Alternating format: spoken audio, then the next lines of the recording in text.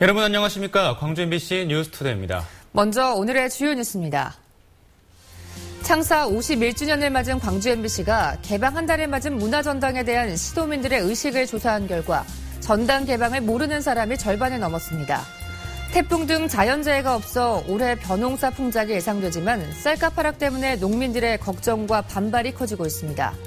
미국 프로야구 피츠버그 파이러츠에서 뛰고 있는 강정호와 관련해 뉴욕타임즈가 광주와 광주일고 무등산을 집중 조명하는 장문의 기사를 실어 화제입니다. 제2회 정일성 동요합창 경연대회에서 광주 전남 초등학교 합창단 8개 팀이 참가해 대상은 순천 풍덕초등학교에게 돌아갔습니다. 국립아시아문화전당이 부분 개관한 지 꼭 한 달이 지났습니다. 올해로 창사 51주년을 맞은 광주 MBC가 문화전당을 어떻게 생각하고 있는지 시도민들의 생각을 설문조사했습니다. 먼저 송정근 기자입니다. 국립아시아문화전당이 부분 개관을 한 지 한 달이 지났지만 광주 전남 시도민의 절반은 개방 사실조차 몰랐습니다. 그래도 광주 시민은 10명 중 8명 알았지만 전남에서는 안다는 사람이 3분의 1에 불과했습니다. 그럼에도 불구하고 문화전당에 가보고 싶다는 응답은 압도적으로 많았습니다. 특히 전남에서도 긍정적인 답변이 80%를 넘어 보다 적극적인 홍보의 필요성을 시사했습니다. 문화전당의 시설 중에는 예술극장이 가장 관심을 끌었지만 다른 시설에 대한 관심 역시 비교적 고르게 나타났습니다. 또 문화전당이 성공하기 위해서는 무엇보다 예산과 문화 콘텐츠가 우선 뒷받침돼야 한다고 생각하고 있었습니다. 문화중심도시 조성 사업의 기대 효과로는 문화예술을 향유할 기회가 늘어날 것이라는 응답이 가장 많았고 그 다음은 일자리 증가와 경제 활성화였습니다.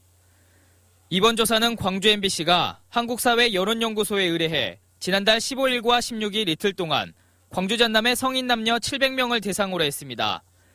유무선 전화면접 방식으로 진행된 이번 조사의 응답률은 12.7%, 표본 오차는 95% 신뢰 수준의 플러스 마이너스 3.7%포인트입니다. MBC 뉴스 송정근입니다. 조사 결과를 보면 결국은 콘텐츠가 문화전당의 성패를 가릴 것이다. 이렇게 해석할 수 있을 텐데요. 전문가들의 생각도 다르지 않았습니다. 이어서 김인정 기자입니다. 다양한 가능성을 품고 있는 거대한 국립아시아문화전당을 무엇으로 채워야 하나. 기획에서 창작, 공연까지 한 곳에서 할 수 있는 원스톱 시스템을 잘 활용해 독자적 콘텐츠를 만들어내야 한다는 점이 주요한 과제로 지적됐습니다.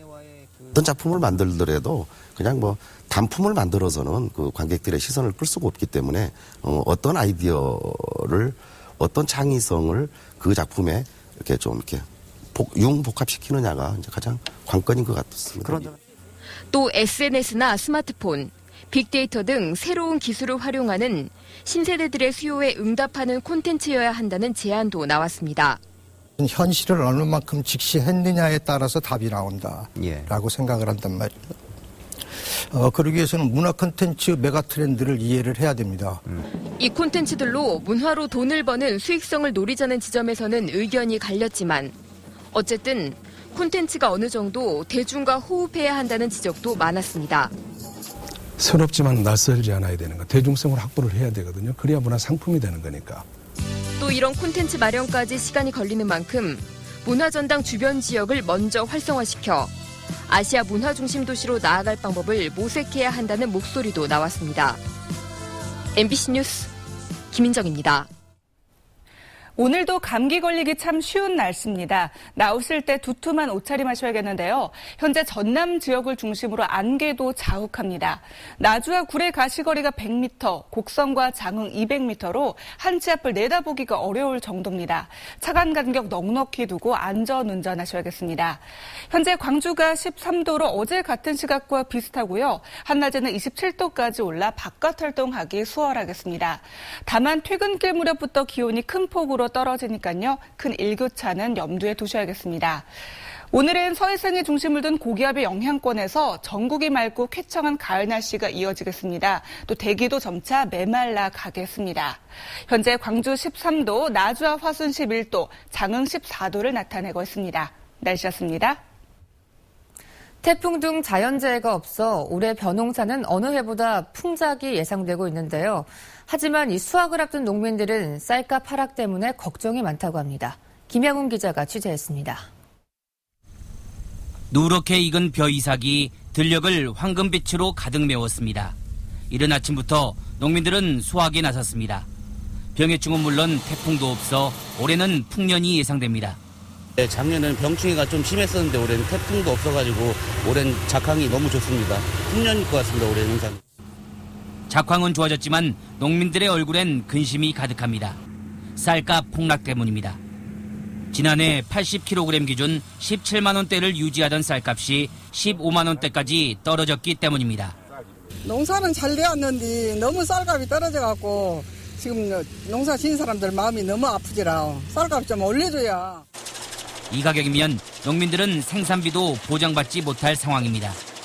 올해 풍년으로 쌀 수확량이 늘어나면 쌀값은 더 떨어질 가능성이 높습니다. 진짜 생산비에도 못 미치는 가격인데 이 가격을 받고 농사를 짓고 싶겠습니까? 진짜 추수기를 앞두고 농민들이 너무 시름에 젖어 있습니다. 2005년 추곡 수매제가 폐지되고 쌀 소득 보전 직접 지불제가 시행되면서 농민 소득은 15년 전에도 미치지 못합니다. 풍년에 들녘은 황금빛으로 물들어 있지만 농민들의 근심은 오히려 더욱 깊어지고 있습니다. MBC 뉴스 김양훈입니다. 풍년이지만 농민들은 지금 풍욕 속의 빈곤에 고통받고 있습니다. 농민들은 시장 격리용 쌀 수매 확대 등 쌀값 폭락 대책 마련을 요구하고 나섰습니다. 최진수 기자가 보도합니다. 가짜 수입 중단하라! 농민들이 쌀값 폭락 대책 마련을 촉구하고 나섰습니다. 농민들이 주장하는 쌀값 하락의 주요 원인은 값싼 수입쌀입니다. 정부가 밥쌀용 쌀과 가공용 쌀을 더욱 저가로 시장에 판매해 쌀값 하락을 부채질하고 있다는 겁니다. 10년 동안 수입을 해야 된다라고 돼 있지만은 작년 12월 말로 이미 끝난 거예요. 근데 정부가 밥쌀용 쌀을 수입하다 보니까 올해 쌀 생산량은 지난해 415만 3천 톤보다 3.7% 증가한 430만 톤으로 예상됩니다. 게다가 쌀 소비량이 해마다 감소하면서 재고량은 증가하고 여기에 수입쌀까지 쌀값 하락의 악순환이 이어지고 있습니다. 농민들은 공공비축미 매입량을 수입쌀보다 2배 이상 늘릴 것과 50만 톤 이상의 대북쌀 보내기로 쌀 수급 안정을 가져와야 한다고 요구하고 있습니다. 올해 쌀 생산량은 이달 중순 최종 발표됩니다. 전라남도는 전남쌀 대량 소비처를 찾아내고 벼 경영 안정 대책비를 예년과 동일하게 지급하는 등 자체적으로 쌀 수급 대책을 세우고 있습니다. 우리 전남도에서는 벼 경영 안정 대책비를 예년 수준인 570억 원과 동일하게 지급하도록 계획을 하고 있습니다. 농민들은 지자체와 농협이 농민단체와 함께 쌀값 폭락 대책기구를 구성하고 공동 대응할 것을 요구하고 있습니다. MBC 뉴스 최진수입니다. 최근 위암 수술을 받고 입원 치료를 받았던 윤장현 광주시장이 어제부터 업무에 복귀됐습니다. 윤 시장은 이번 기간은 건강의 중요성을 깨닫고 시장으로서의 역할과 책임에 대해 깊게 생각하는 시간이었다며 앞으로 지역 현안 해결에 더욱 힘을 쏟겠다고 말했습니다. 특히 자동차 100만 대 생산기지 조성 사업은 내년도 국비 반영을 위해 1순위로 챙겨야 할 사업이라며 이달 말로 예정된 예비 타당성 조사 결과 등 관련 동향을 수시로 파악해달라고 당부했습니다. 한국전력이 광주 전남 혁신도시에 추진 중인 에너지밸리 조성 사업을 지원할 조례 제정이 추진됩니다. 광주시는 에너지 산업 육성에 필요한 체계적 지원 사항을 규정하는 에너지밸리 조성 조례안을 광주시 의회에 제출했습니다. 조례안은 에너지밸리 조성을 위한 예산 지원 근거와 협력 체계, 기술 개발과 창업, 보육 등을 담고 있는데 오늘 개회하는 광주시 의회 임시회에서 처리될 예정입니다. 새정치민주연합 김영록 의원은 지난해 담배값을 인상하면서 발표한 담배 판매 감소율을 정부가 1년 만에 슬그머니 바꿨다고 지적했습니다. 김영록 의원은 지난해 7월 담배값을 인상할 당시 담배 판매 감소율을 34%로 계산했던 기재부가 올해 8월에는 25% 감소로 슬그머니 재조정한 것은 국민을 기만한 행위라고 밝혔습니다. 또 담배값 인상으로 인한 세수 증가액이 올해 10조 8,800억 원으로 작년에 예상했던 것보다 1조 3천억 원이 늘어나게 됐다며 결국 담배값 인상은 분명한 증세라고 주장했습니다.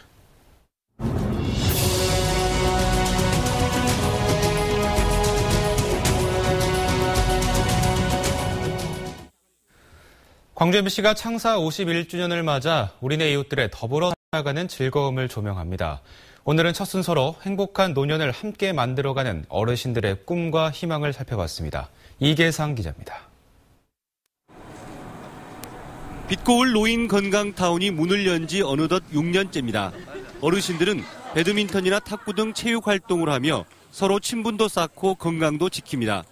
신경통에다 관절염, 마디마디 쑤신 곳이 많은 터라 물리치료실은 단연 인기 최고입니다. 이 같은 프로그램이 문제없이 돌아갈 수 있는 데는 어르신 자원봉사자들이 있기 때문입니다. 내 마음도 편하고 억지로 하면 편안한 거죠.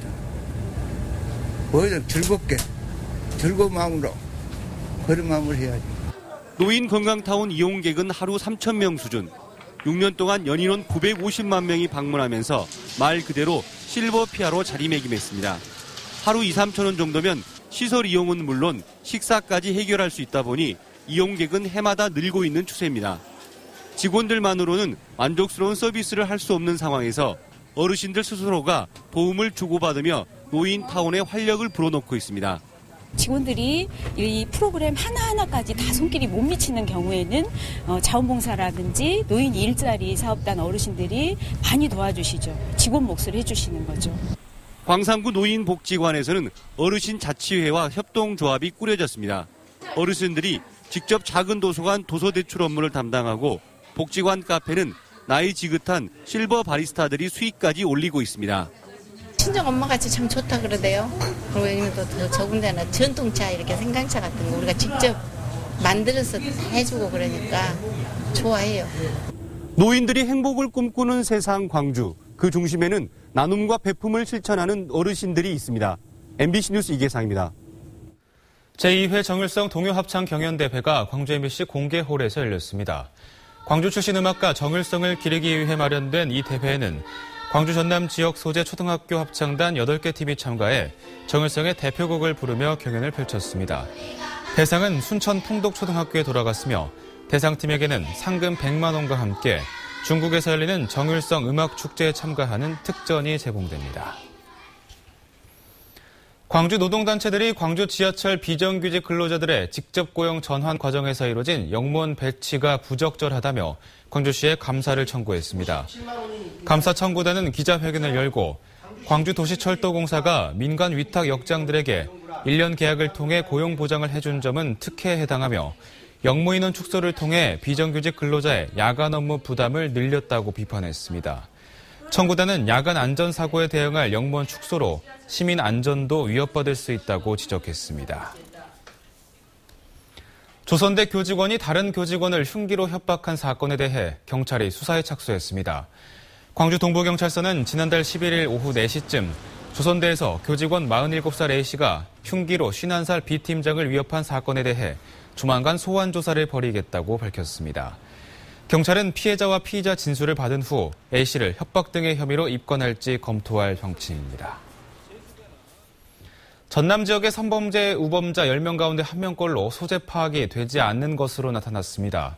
새누리당 강기훈 의원의 국정감사 자료에 따르면 8월 말 기준 전남의 성범죄 우범자는 816명으로 이 가운데 87명의 소재가 파악되지 않고 있습니다. 성범죄 우범자는 경찰이 성범죄 전과자 가운데 3개월에 한 번씩 동향을 파악하는 사람을 말합니다. 어제 오후 3시쯤 광주시 광산구 평동산단의 한 자동차 부품 제조 공장에서 35살 이모 씨가 8톤 지게차에 깔려 숨졌습니다.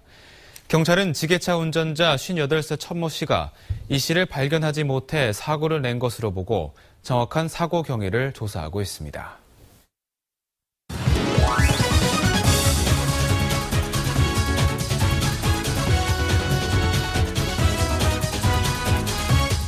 스포츠투데이입니다. 4년 연속 포스트 시즌 진출 실패. 이 팬들의 소망은 올 시즌도 이루어지지 않았습니다. 하지만 기대 이상을 보여줬는데요. 기아 타이거즈의 올 시즌을 조현성 기자가 정리했습니다. 아쉬움은 남지만 박수받을 만한 시즌이었습니다. 개막 6연승, 깜짝 선두 등극으로 올 시즌 8안을 예고했고 시즌 내내 예전과는 확연히 달라진 모습을 보였습니다. 잡아당겼습니다. 우승갑니다. 김한석. 김한석의 끝내기 선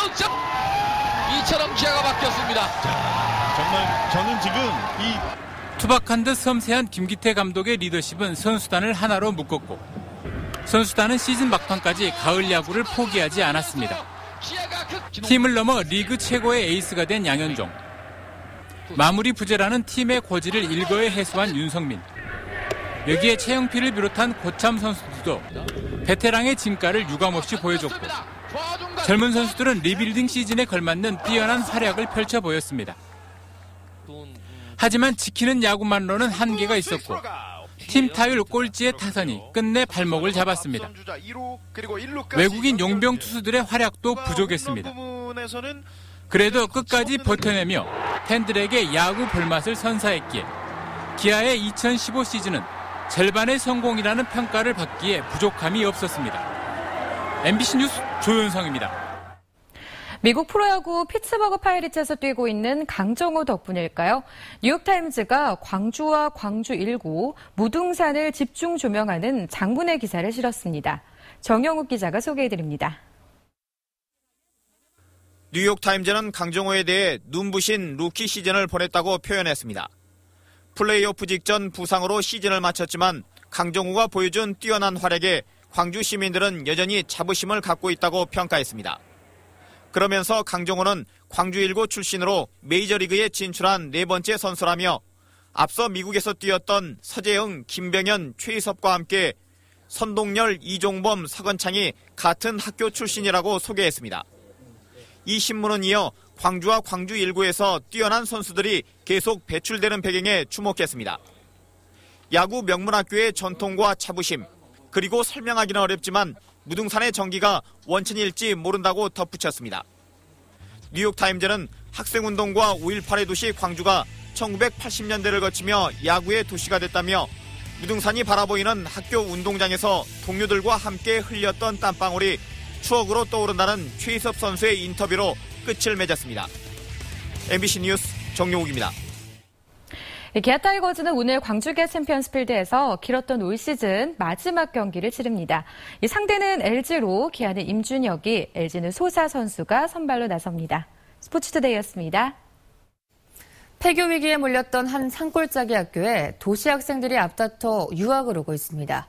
학부모까지 함께 따라오면서 산촌 유학이 침체된 농어촌의 새로운 공동체 모델로 떠올랐습니다. 문현철 기자가 보도합니다. 강진에서 가장 산골오지로 꼽히는 옴천면의 한 초등학교. 2년 전만 해도 학생 수 감소로 통폐합 대상이었던 학교가 지금은 교실마다 수업 열기로 뜨겁습니다.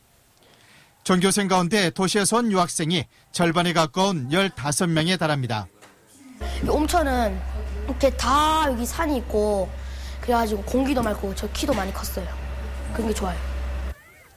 아이들이 마음껏 뛰어놀고 자연을 벗삼는 교육 환경이 입소문을 타면서 전국에서 유학 문의가 잇따르고 있습니다.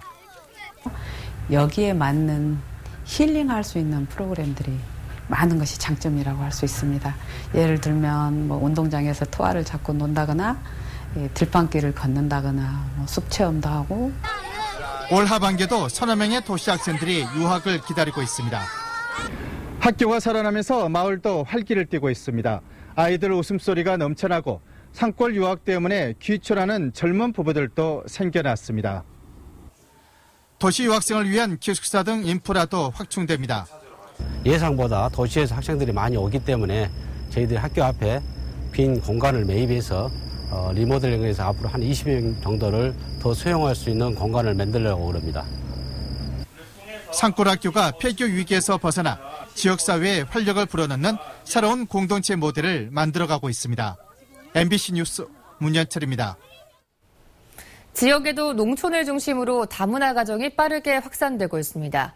이들의 정착을 돕기 위한 한글 교육부터 자격증 취득을 통해 취업을 알선하는 일까지 다양한 지원 사업이 호응을 얻고 있습니다. 김종태 기자가 취재했습니다. 국제 결혼으로 우리나라에 정착한 다양한 국적의 이주 여성들이 한글 교육을 받고 있습니다. 아직은 한국말이 서툰 데다 한글을 쓰고 익히기도 어렵습니다. 하지만 같은 처지의 친구들과 함께 배우고 공부하니 한층 마음이 편합니다. 한글 교육도 기초반과 심화반으로 단계별로 진행돼 빠른 한글 습득을 통해 지역에 정착하는 데 큰 도움이 되고 있습니다. 그러나 이주 여성들의 고충은 단순히 언어 장벽만은 아닙니다. 이들이 경제적으로 자립할 수 있는 일할 만한 직장 찾기가 쉽지 않다는 것도 큰 문제가 되고 있습니다. 일자리 찾을 때도요, 전화 드리면 그냥 외국분이시에요? 예, 외국 사람인데요. 그래서 미안하지만 외국 사람은 안 써요. 그렇게 대답하더라고요.